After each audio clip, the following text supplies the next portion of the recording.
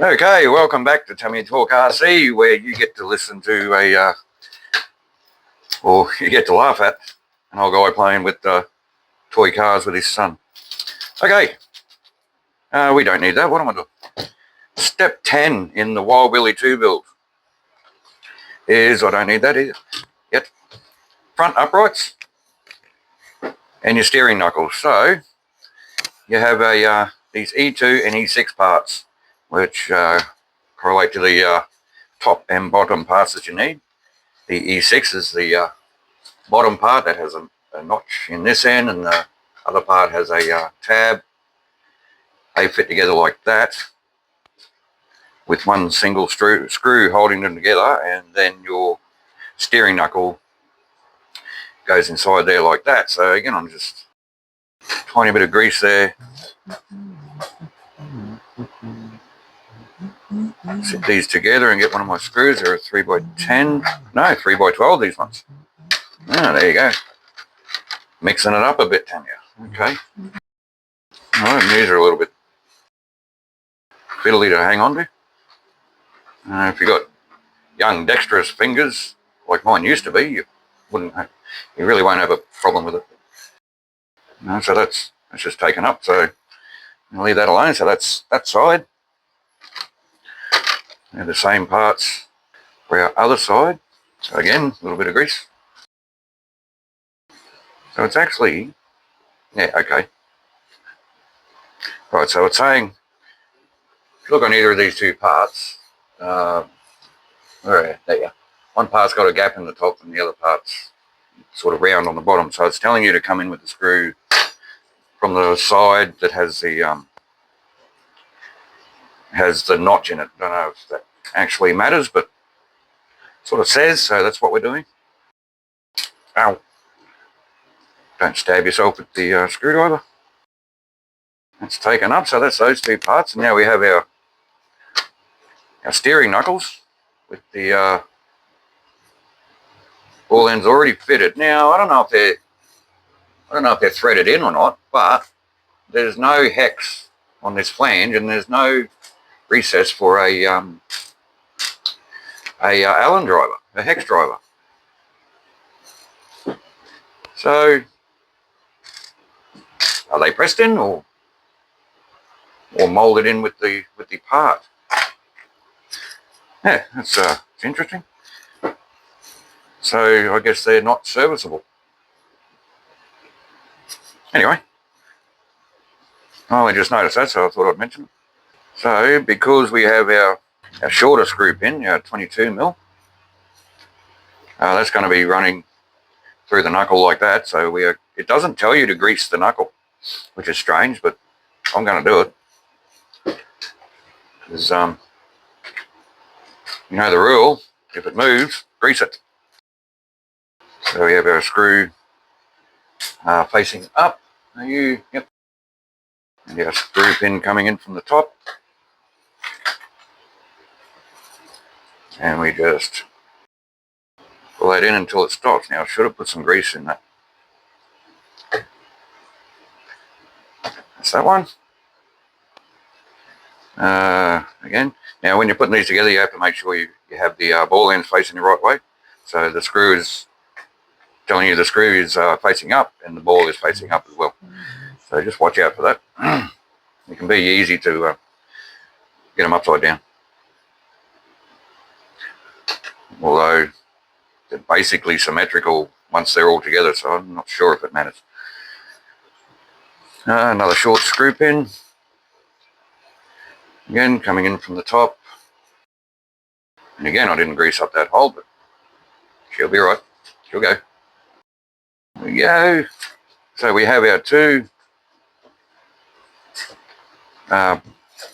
basic uprights here, and now we have to attach them to the C-hub, which I only have one of, Zach. I need another B1, please. Now these go, see again, one side has a skinny bit, one side has a wide bit. The skinny bit goes to the top. And that part there just slots into that part there. Now are these pre-threaded. I don't think they are.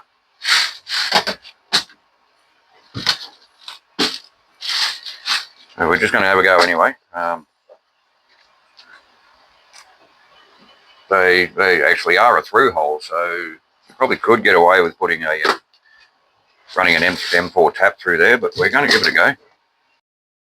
Actually telling you not to grease up this C-hub either, which again is strange. There's a fair bit of play in these C-hubs too, so don't know if I'm going to bother greasing it up anyway. So that actually went in quite easy. Do it up till it stops. There's your second M4 step screw. We're going to cut here so I can do the other one and then bring them back after it's done. So we have our two completed front uprights. Now they're ready to be attached to the front end of the chassis, which should be a pretty simple process. So again, with the screw pin going through the bottom of the C-hub here, I'm going to grease up the bottom hole of the C-hub. The top hole just accepts the thread from the step screw, but the top arm needs to be greased up. Hit the tripod again. I'm sorry. And what I'm saying sorry for is hurting my head more than anything else. And again, it tells you not to grease them up. That's really weird. No grease in this front end. Is that a misprint? Does it say grease on the old manual? We got the manual from... No, I've been looking for that. Yeah, we got the manual from the old late 2000s sitting over there. And it's saying the same thing, no grease. No grease on this front end. That's peculiar. Alright, anyway, moving on. Who are we to argue with Tamiya, hey? Alright, let's fit these uprights. We'll go this side. Because why not?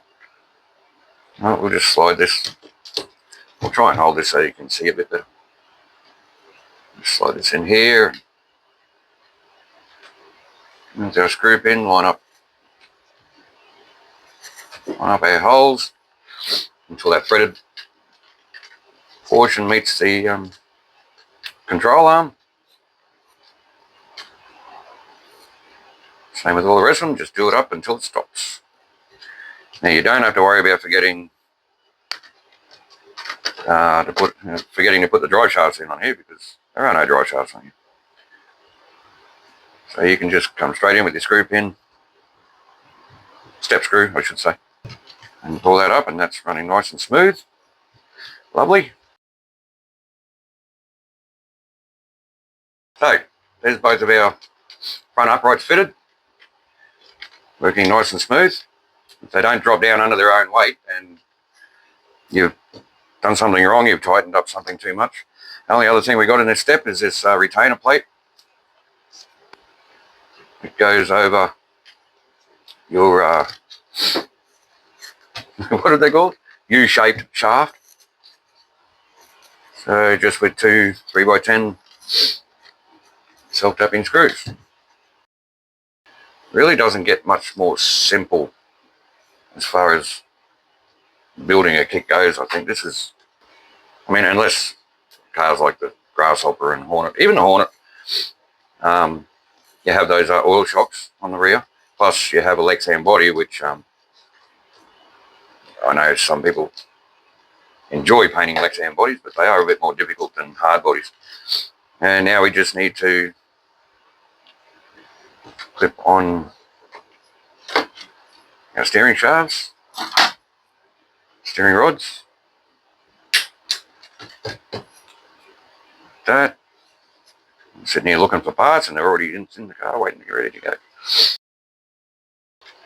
Now, what we can do as well is hook up our servo tester again, which I like to do once all the steering assembly is complete, so you can set this onto manual mode and you can actually test to see if everything is going to work nice and freely in all the running positions, just like we did with the rear gearbox.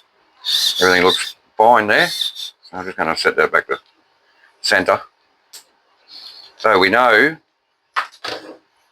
once the wheels go on and everything gets powered up, we're not going to have any issues with the front steering. So that's the other handy thing about that servo tester. So on the shockies, we've, thanks mate, we've actually already built 3 of them, but we'll build one for you on camera. They're really nothing to them. They're just friction shocks, they're not oil shocks. They're not even pogo sticks, they're actual friction shocks. The head of this screw, theoretically, is supposed to have a little bit of resistance into that, in that piece of rubber tube you have to cut there. So that's what creates the friction. And when they work properly, they say to grease them up. I found they work better if you don't grease them up. There's just that little bit more friction. They do actually damp a tiny bit. Obviously not as good as oil shocks, but better than pogo sticks anyway. Okay, so we've built, they're all the same except for the spaces that go in. It's telling you to put the short spaces for the front and the larger spacer for the rear. So we need to build another rear. My parts in here, we just slide our MB7, our shank screw through, and these ends appear to be threaded, because I really didn't have any trouble winding the rest of them on. Neither did Zach, he built 2 of them. So we just wind that up until it basically stops around about there. It gives you a measurement, but where this part stops is pretty well where they want you to have it anyway. So don't understand why they do that when everything just fits like it should. Now this rubber sleeve, I'm not going to grease it up. I greased up 2 of the other ones, and we didn't grease up the 3rd one, and it just feels that little bit better. So I'm just going to pop that in. Now our cap, which is notched, it sits into a recess. And then our tapping screw just holds that cap in, just like that. You can actually feel the resistance in that rubber tube. Where am I? Spring. I got lost for a second there. Bit of a brain fart. Spring and your actual retainer plate that stops the spring falling out everywhere. Here's your basic shock, and now you just need your the spacer. So you give it a little bit more tension. Jesus, I'm doing well. So there's our 2 rear shocks and our 2 front shocks. And now we can attach them to the front and rear of the chassis.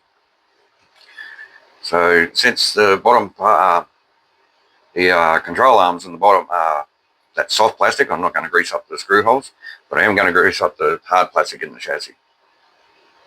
Just a tiny bit. It's just a little bit of lubrication. Oh, it sounds like I repeat myself a lot because I say that on every build. But if you haven't watched our other videos, then you won't know about it, will you? So I might as well say it in every video. And if you haven't watched any of our other videos, what's going on? Stop this video now, go back to the start, sit down on the couch, just have a nice day off. Put your feet up and binge watch our channel. I know nobody's going to do that, but hey, ring your boss, tell him I said it's okay for you to stay home and watch my channel. Watch our channel, sorry. I'll even write a sick note out for you.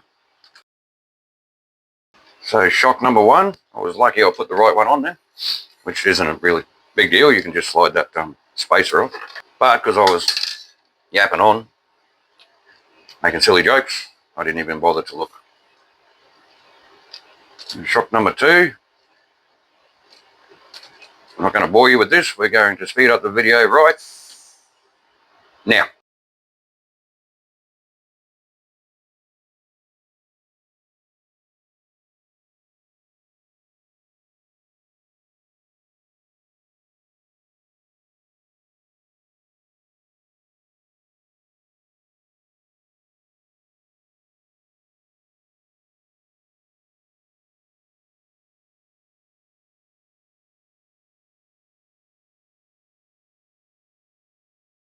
Okay, rear shockies fitted.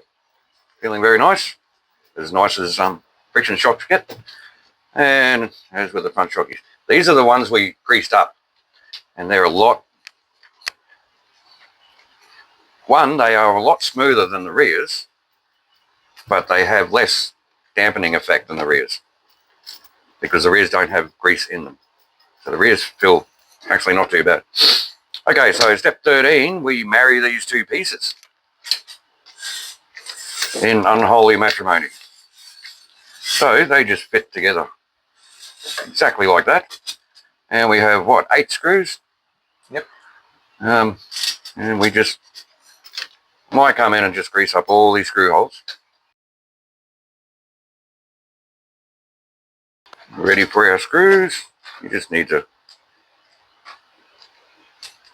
make sure your screw holes are actually lined up. Otherwise they're not going to go in, are they? I'm just going to fit one loosely on one side and one loosely in a different position on the other. And then we can be pretty sure that all the other screws are just going to line straight up.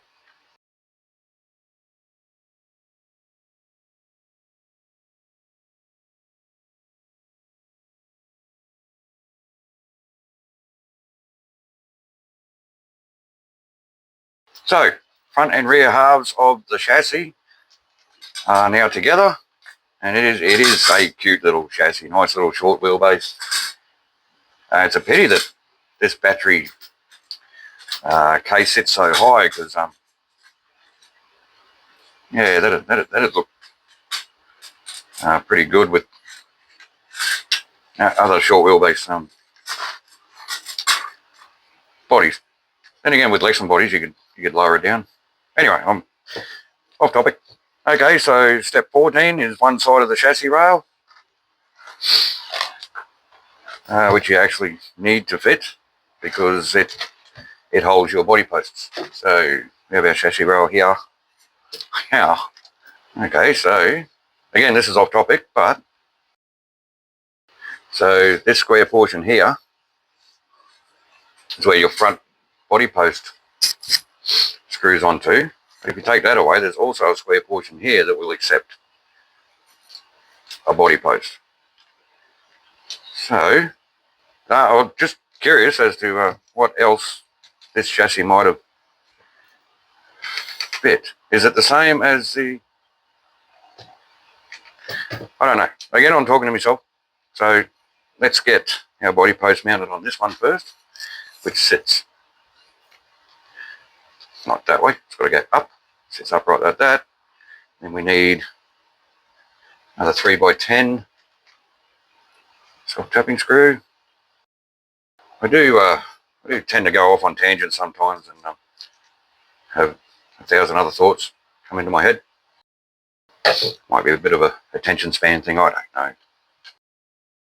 So all these outriggers here are just, I guess, supposed to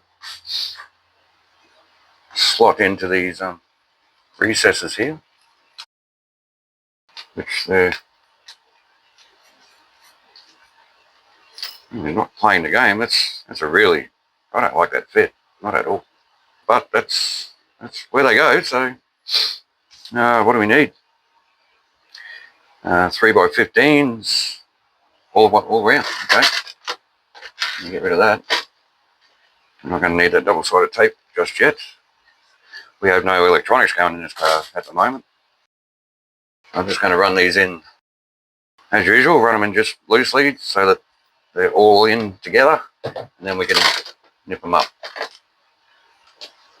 See what I mean here? let me get this front one in and I'll show you just how much flex is in this side rail. I don't think it's going to bother anything, but it is still putting pressure on certain parts. So those 3 screws, they're not done up tight, but they're almost there. And you can see how much that portion there has to pull in to meet up with where it needs to go. Now, this being a soft plastic, I don't think it's really going to cause any issues. So that's those 4 screws done, and now we just have our rear body post. So that's step 14. Step 15, the time on the phone we're using to film says about 35 minutes or something. Obviously the video is not going to be that long, but we're not too sure how long it's going to be once we edit the video.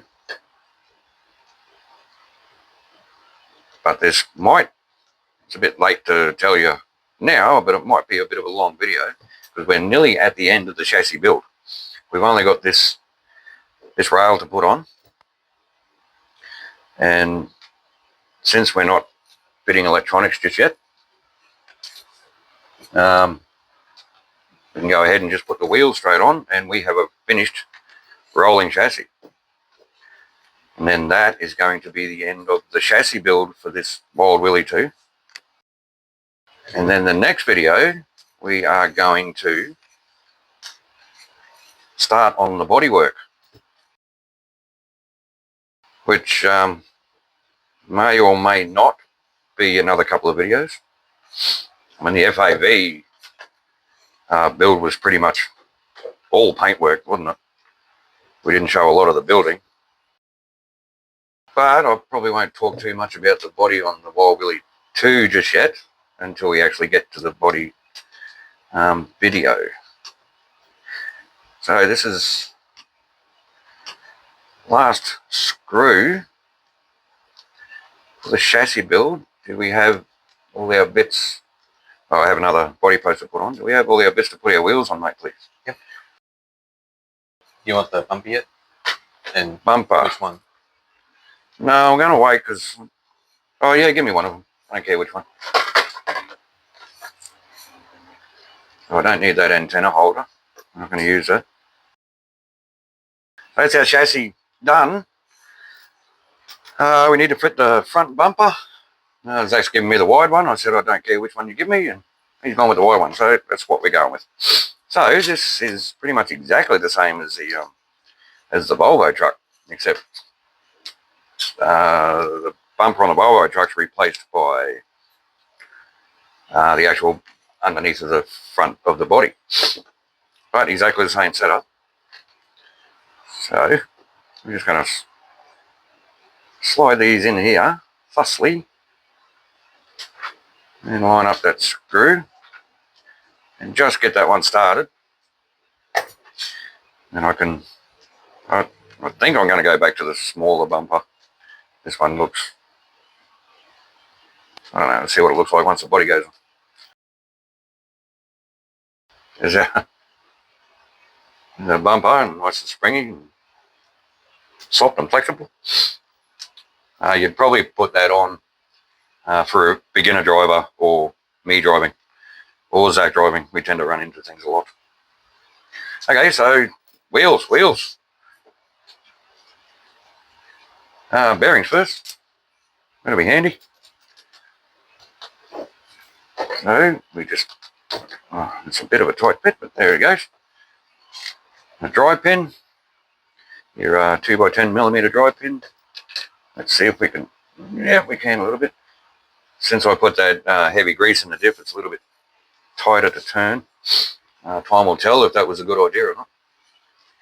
Being such a short wheelbase car, and we have a rear wheel which run the X's, obviously. Since the body is getting painted in army colours, well, Australian camouflage colours, I haven't decided if we're going to dechrome the wheels and paint them. because they do look pretty nice chrome, but, and I know this isn't like a scale looking military vehicle like the FAV is. Come on, get in my fingers. But I'm not too sure. I don't know if painting the wheels is going a little bit too far with the camo, because it is basically one of the first comicals, isn't it? Yes.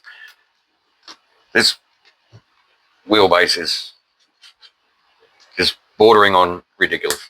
The wheelbase and the wheel track is just so funny.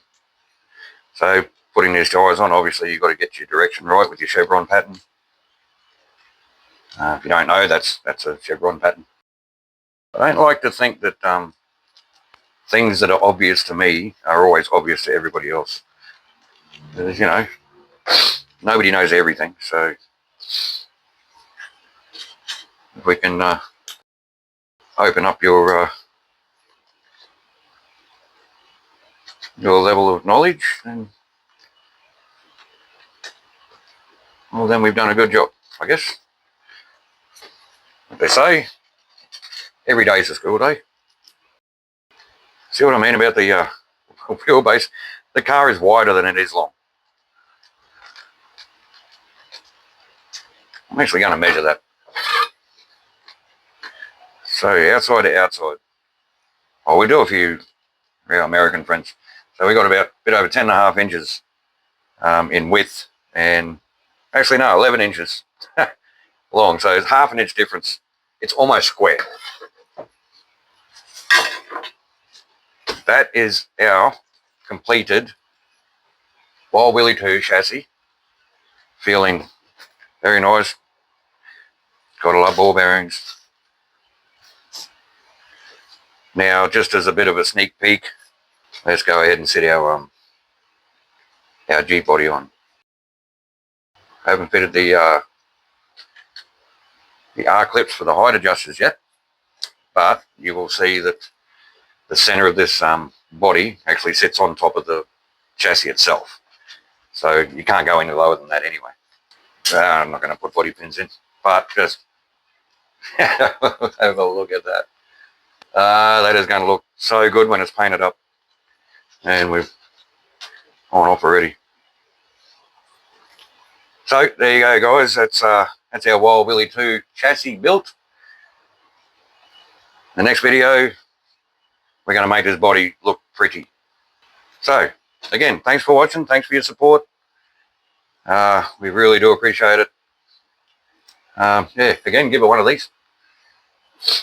If you like, share the video. That helps a lot, apparently. More than I thought. We're still new to this YouTube thing. So, not much more to say, really. Bye.